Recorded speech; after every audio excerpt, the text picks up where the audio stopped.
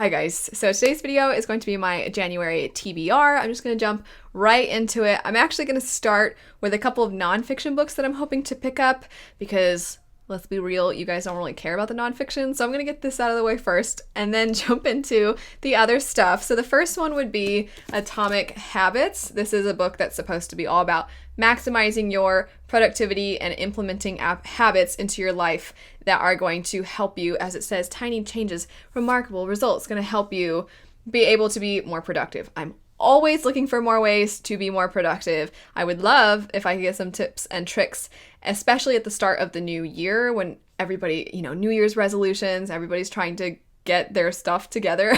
So that's what I'm hoping this book is going to help me do. Another nonfiction book that I want to get around to is one of the Goodreads winners for this last year, and I'm trying every month to pick up at least one book that was one of the Goodreads Choice Award winners and then review them for all of you so that you can see for yourself if it's something that you want to pick up. And that book would be Caste. This is one that details how in America we don't necessarily have a implemented, like we have to have people in these groups sort of caste system, but we have a oopsies accident caste system that within each group, kind of we have lower class, middle class, upper class, but it goes beyond that, and there are actual things that our society has set up that sort of affect certain classes, and then it's an examination of that. And do we have some policies? Do we have some things that sort of keep people where they are, or do we have things that help people elevate themselves? Now getting into the fantasy books. The first one would be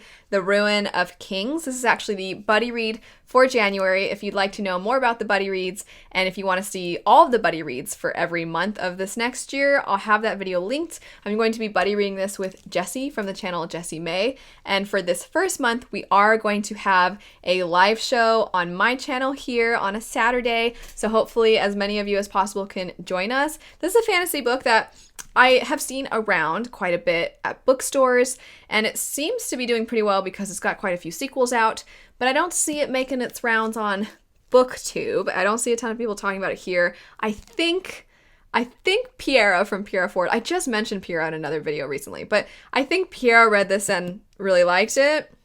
So I'm excited. But it says, when destiny calls, there's no fighting back. Kieran grew up in the slums of Kure, a thief and a minstrel son raised on tales of long-lost princes and magnificent quests. When he is claimed against his will as the missing son of a treasonous prince, he finds himself at the mercy of his new family's ruthless power, plays, and political ambitions. So, sounds really good. He's basically a prisoner. I think he has to kind of work his way out of this.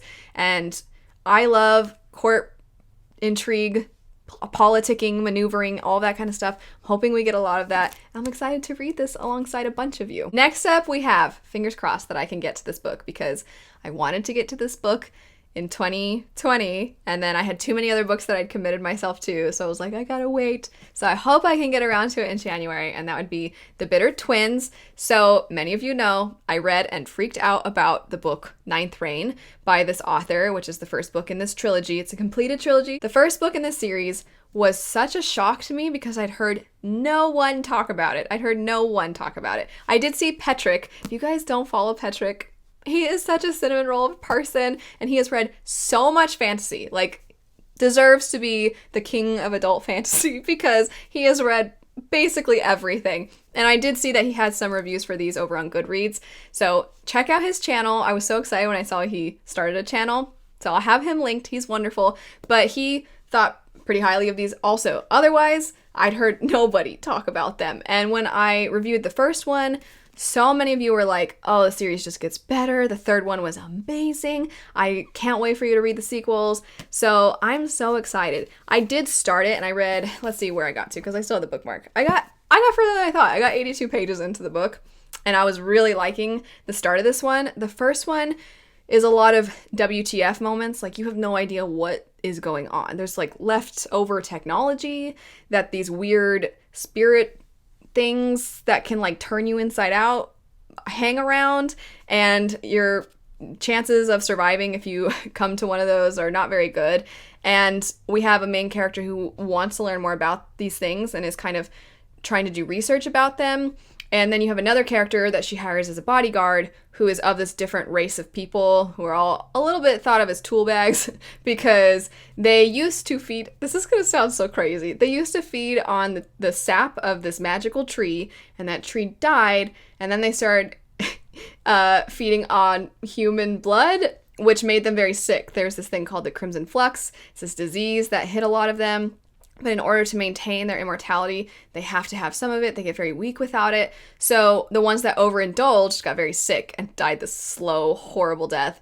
And then the one that's hired as a bodyguard, he like has some blood here and there, but he always gets it willingly. He doesn't, just like, he's not a vampire. He doesn't attack people. But still, society, justifiably so, is like, hey, I'm not about this guy over here.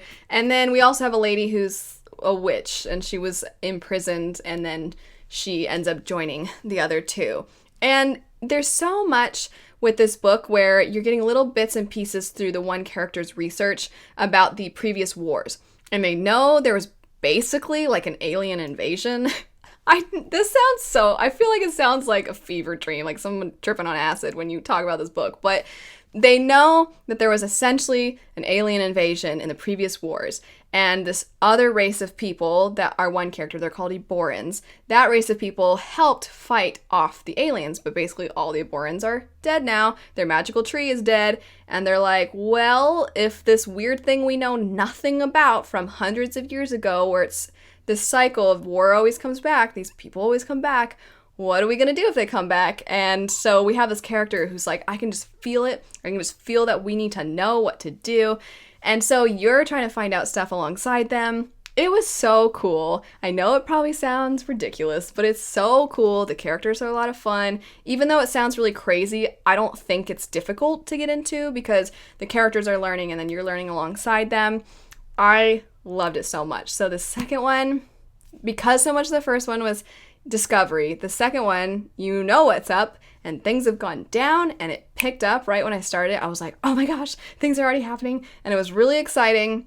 But then I had to put it down, so I really hope I can get to it. Next up would be Spinning Silver. This is kind of overflow from last year. It's a book I had wanted to read in the winter. I'm hoping to read this one. I did not care for Uprooted, but so many people say that even if you didn't like Uprooted, which is the other standalone by this author, they still highly recommend Spinning Silver. So I have my hopes up. I think I'm gonna like this one. It seems very fitting for the winter season, and I've just heard that there's a really good friendship dynamic in this book, which I'm really excited about, but I don't know much else because I don't want to know much else. I kind of want to go into it not knowing too much. Next up, we have City of Girls, also like Spinning Silver, something I was wanting to read this last year, and I meant to read it months ago, and it was a buddy read. But it was a buddy read at a time in my life this last year that was really sad, so I was like, I'm not gonna pick that book up. I have other things going on. So I do still really want to read this. It is this woman who is a little bit older telling her life story to a younger woman, and the older woman had some kind of relationship with the younger one's father who has passed away, and the young girl is inquiring, hey, how'd you know my dad? What was that whole thing about? And so she's telling you this long story about herself. And it is my friend Deshauna's pretty much her favorite book. She loves it so much. And I really wanted to read this around her birthday because I love reading people's favorite books or one of their favorite books around their birthday as like a present to them so we can like geek out over the books together. And so I really wanted to read this then, but I didn't. So I wanted to get around to it as soon as possible in January. That already is pretty much enough to make up a TBR, but I have quite a few other books that I'm wanting to get around to. So if you watched my channel changes video, you know that I have basically started doing this as a job, and I want to make sure that I read as much as I can because I have the time now to read even more. And one of the things that I want to do to be as helpful to all of you as possible is to put some time into reading new releases because I love anticipated releases. I know a lot of other people do as well, but then it's kind of crickets. You'll hear about maybe one or two of the books that were anticipated releases, but then a lot of the rest of them, you don't really know if they were good, what people thought of them. And so I want to make an effort to read a lot of these newer releases and then let you know so that when they come out, you can decide for yourself if it seems like something you want to pick up. So I made a whole list of anticipated releases for this upcoming year. A lot of adult fantasy debuts or first in series that are coming out that I think sound really good. And there's one young adult book that I really want to read, and that would be A Vow So Bold and Deadly, which is the conclusion to the A Curse So Dark and Lonely trilogy, a Beauty and the Beast retelling. I really liked this series. I have a couple of reviews for the first two, so I'll have that link down below. That one I will probably pick up when it comes out, and I think a bunch of you will as well. But the other ones are all books that they don't have first books in the series. They're ones that none of us really know much about. So, although except for Patrick, he's already read one of these because he reads everything early. So I ended up getting approved for quite a few arcs.